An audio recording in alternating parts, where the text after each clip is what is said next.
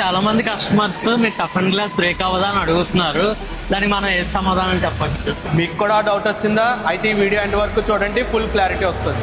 Tough and glass kachcha glass కన్నా 4 times stronger, కానీ కొన్ని సిచ్యువేషన్స్ లో బ్రేక్ అవచ్చు. అవి ఏంటంటే ఎడ్జెస్ డ్యామేజ్ అయినప్పుడు, రాంగ్ ఇన్సులేషన్ ఉన్నప్పుడు, ఇంటర్నల్ ఇంప్యూరిటీస్ ఉన్నప్పుడు టఫ్ అండ్ గ్లాస్ బ్రేక్ అవ్వచ్చు.